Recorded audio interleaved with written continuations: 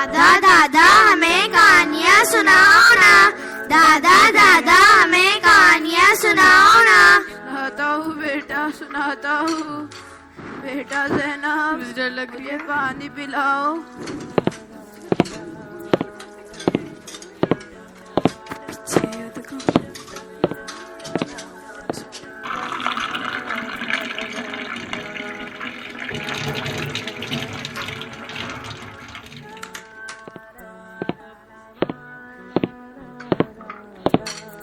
दादा दादा जल्दी सुनाओ ना।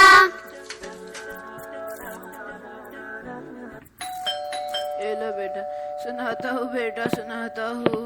बेटा ज़ैनब, जाओ बच्चों, देखो कौन आया है दरवाजे पर।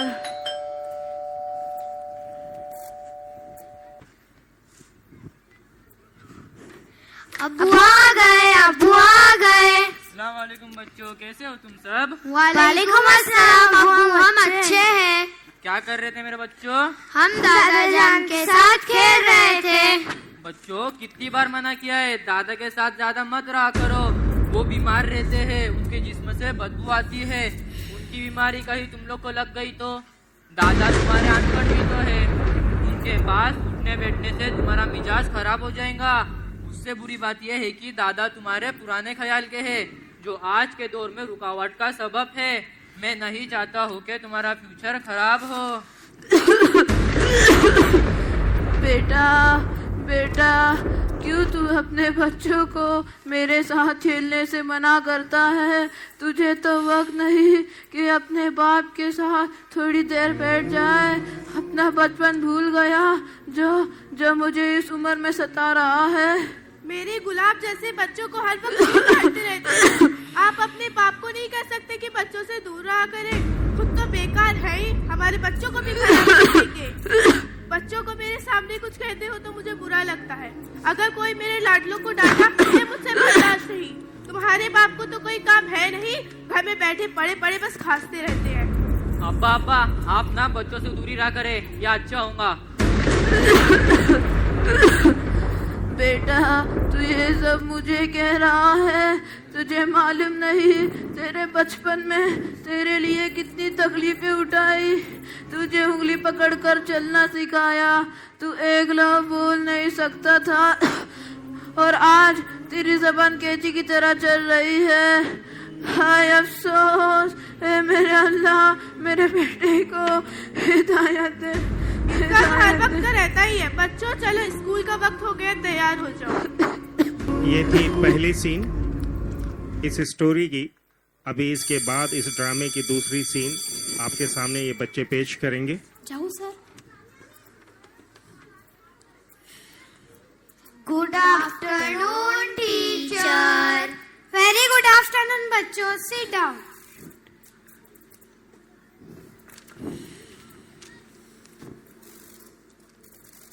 कल मैंने आप लोगों को टेस्ट के लिए कहा था, जिसका टॉपिक था माय ग्रैंडफादर। तो क्या आप लोगों ने तैयारी की है? Yes teacher. टीचर, क्या मैं नाना के बारे में लिख सकती हूँ? टीचर, क्या मैं नाना के बारे में लिख सकती हूँ? Yes you can. Open your books. You all are ready? Yes, teacher. Okay. Your time starts now.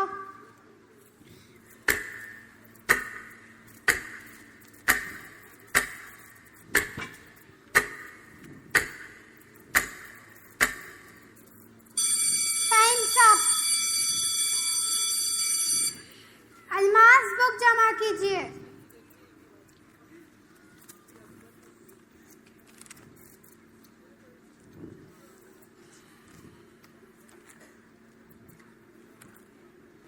जज़ाकल्लाहु Khaira.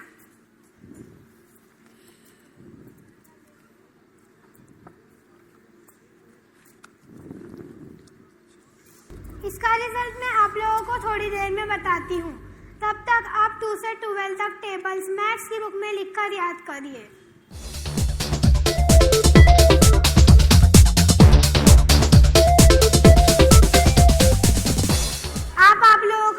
करिए, मैं आती हूँ। मैं आई come in madam? Yes teacher, कम इन। अस्सलाम वालेकुम वरहमतुल्लाहि वबरकातुहू। वालेकुम अस्सलाम व रहमतुल्लाहि व बरकातहू। क्या बात है टीचर, आप बहुत परेशान लग रही हो, कोई बात है क्या? जी मैडम, आपसे कुछ बात करनी है। क्या बात, इतनी घबराई हुई क्यों हो? मैडम बात ही कुछ ऐसी है। क्या बात है? मैडम मैंने बच्चों का टेस्ट लिया था जिसका टॉपिक था माय ग्रैंडफादर। माशाल्लाह बच्चों ने तो अच्छा लिखा है, पर जो अब्दुल्ला ने लिखा है वो हैरान कर देने वाला है। मेरे दिल को तो हिला कर रख दिया है। ऐसा क्या लिखा है? मैडम आप खुद ही पढ़ लीजिए, आपको सारा माजरा समझ में आ जाएगा।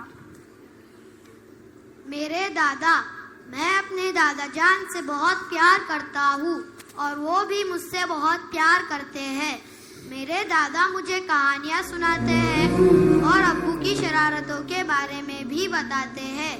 वो कहते हैं कि जब तुम्हारे अब्बू छोटे थे तो बड़े ही नटखट और शरारती थे।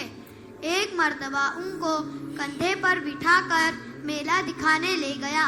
वहाँ पर खेलते खेलते गिर गए और रोने लगे, तो मैंने उन्हें उठाया, गले लगाया, प्यार किया, तब जाकर चुप और खामोश हुए। खिलौने वगैरह की जिद करने लगे, उनके पसंद के खिलौने वगैरह भी दिलाए।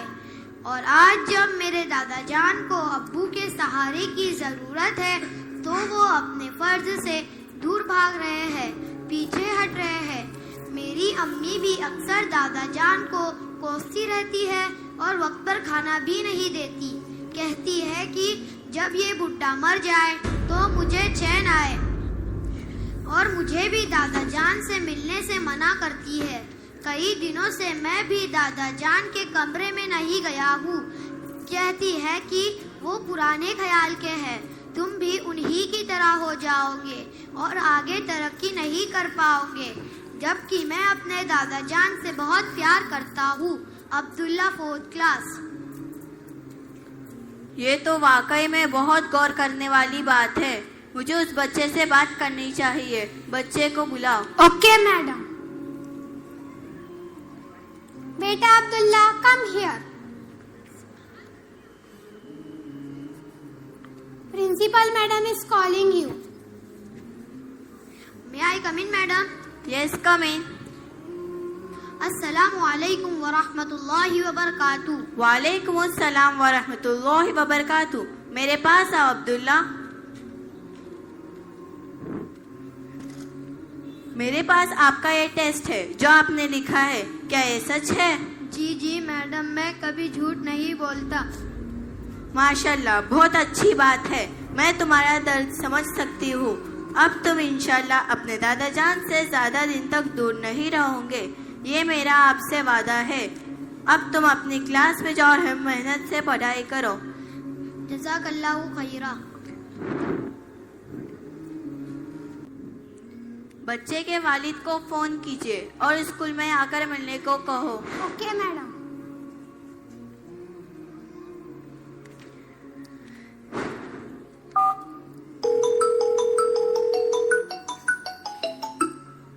हेलो, अस्सलाम वालेकुम व रहमतुल्लाहि व बरकातुहू। मैं अब्दुल्ला की टीचर बोल रही हूँ। क्या आप अब्दुल्ला के वालिद हैं? वालेकुम अस्सलाम। टीचर बोलिए, क्या बात है? सर क्या आप प्रिंसिपल मैडम से आकर मिल सकते हैं? उन्होंने आपको फौरन स्कूल में बुलाया है। क्यों, क्या बात है? क्या बच्चे ने कोई शरारत की है?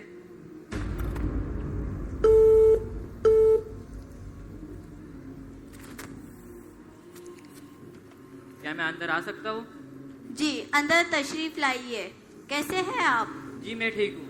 क्या बच्चे ने कोई शरारत वगैरह की है? नहीं नहीं, बैठिए आराम से। असल में हमारे टीचर ने एक कानून बनाया है, उसी के बारे में आपसे बात करनी थी। वो ये है कि आज से आप अपने बच्चों के साथ हिंदी में बात नहीं कर सकते, क्योंकि आपका बच्चा एक अच्छे इंग्लिश मीडियम स्कूल का स्टूडेंट है। अगर आप उनसे हिंदी में बात करेंगे तो उसका उन पर गलत असर पड़ेगा, फिर वो बराबर से इंग्लिश नहीं सीख पाएंगे। इसमें आप हमारा साथ दें। लेकिन मैडम मुझे इंग्लिश नहीं आती है, मैंने तो हिंदी मीडियम स्कूल से पढ़ाई की है, इसलिए मैंने अपने बच्चे को इंग्लिश मीडियम स्कूल में डाला है ताकि उसे कोई परेशानी ना हो जो हमें होती है। इंग्लिश बोलना हमारे लिए बहुत मुश्किल है मैडम। मुश्किल तो है पर नामुमकिन नहीं।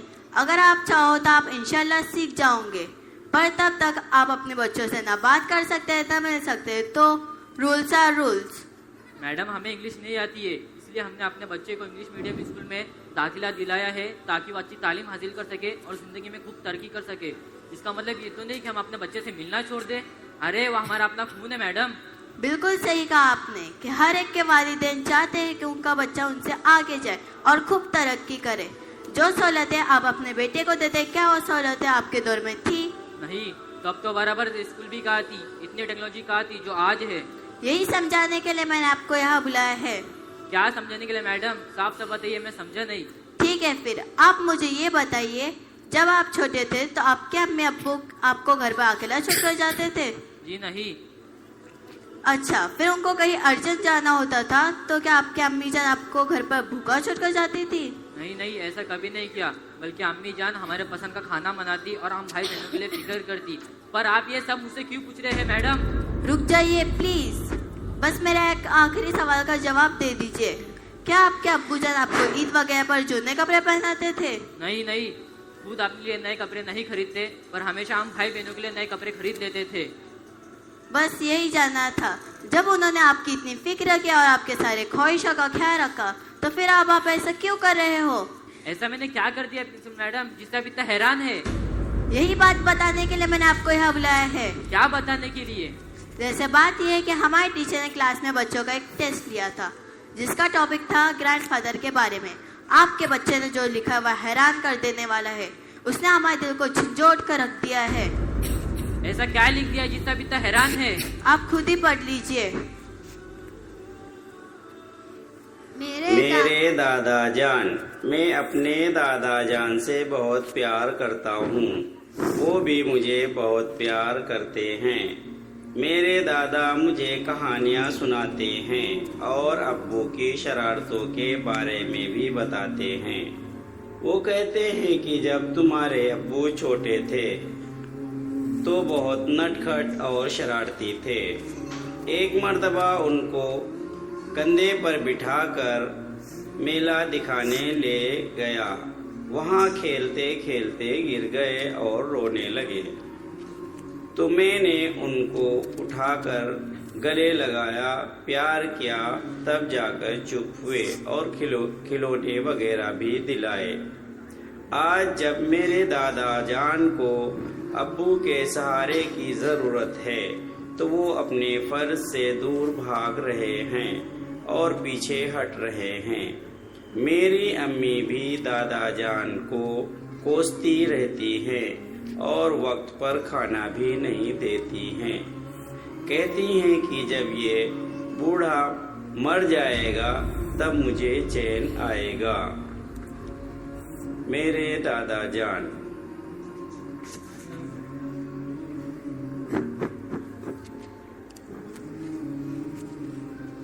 हम लोगों का ये मकसद बिल्कुल नहीं है कि आपको शर्मिंदा करें। माशाअल्लाह, आपका बेटा तो बहुत होशियार है।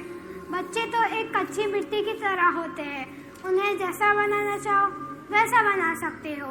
उनके सामने कोई गलत काम करेंगे तो वो भी वैसा ही करेंगे, इसलिए हमें ऐसी चीज को करने से एहतियात करना जैसा कि आपके बेटे ने लिखा है गोया, वहाँ आपको देखता होगा तुम अपने वालिद को डांटते होंगे, उनको भला बुरा कहते होंगे, इसीलिए उसने ऐसा लिखा है। अब आप समझ गए होंगे कि मेरे कहने का क्या मकसद है। जो चीज़ आप अपने वालिद के साथ करते हैं, अगर वही चीज़ आपका बेटा आपके साथ करेंगे तो आपको कैसा महसूस होगा। अल्लाह के नबी सल्लल्लाहु अलैहि वसल्लम की हदीस है, रब की रज़ा वालिद की रज़ा में है और रब की नाराज़गी वालिद की नाराज़गी में है। अगर आप अपने वालिद को तकलीफ पहुँचाओगे तो आपकी आखिरत भी खराब हो जाएगी। आप अल्लाह से डरे और उस जुल्म से बाज आ जाइए। अल्लाह आपको समझने की तौफीक दे, आमीन।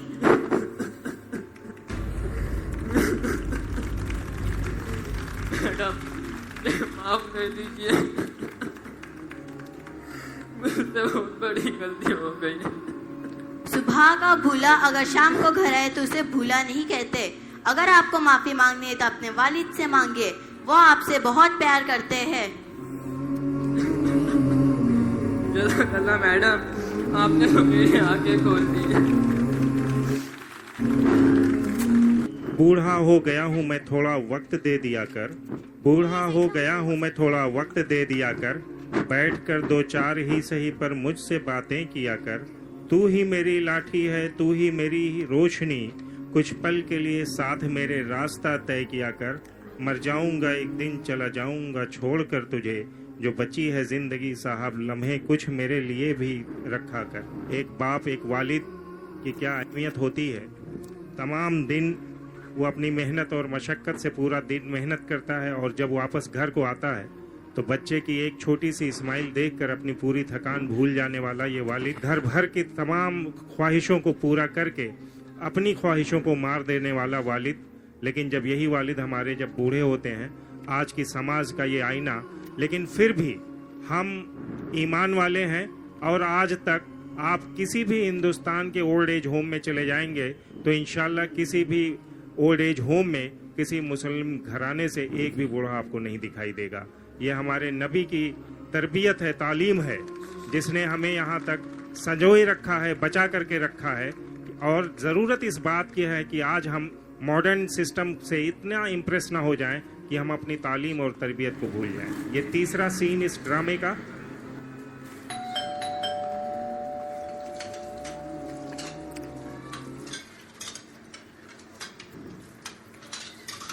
अस्सलामुअलैकुम वरहमतुल्लाहि वबरकातुह।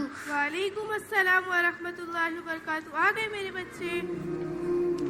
बच्चे और वालिद घर पहुंच रहे हैं स्कूल से और उसके बाद अस्सलामुअलैकुम वरहमतुल्लाहि वबरकातुह। वालेकुम अस्सलाम बेटा। क्या कर रहे थे दादा जान? मैं अल्लाह की इबादत कर रहा था बेटा, मैं तस्बीह पढ़ रहा था। कैसे हैं आप? मैं अच्छा हूँ बेटा, तू कैसा है? मैं भी अच्छा हूँ दादा जान।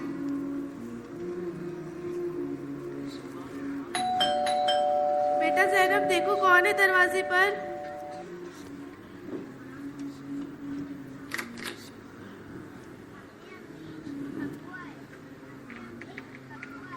बेटा अब्दुल्ला, इधर आना जरा। क्या हुआ अब्बू जान?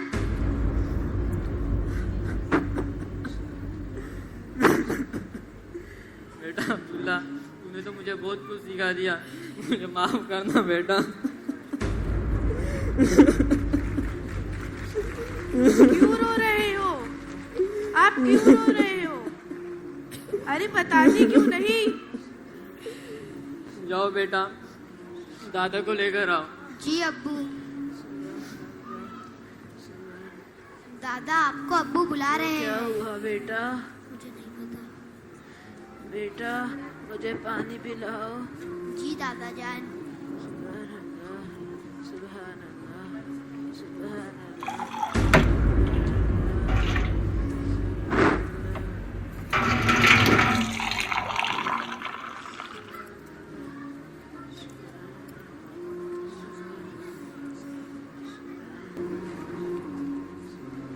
ये लीजिए दादा जान पानी।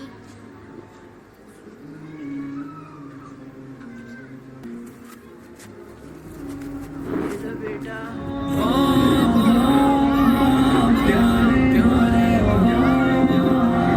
अपने पोते को मिलने से रोक रहे थे वालिद साहब के बेटे, और कह रहे थे कि तुम बुढ़े इंसान के पास मत रहना, तुम बीमार पड़ जाओगे।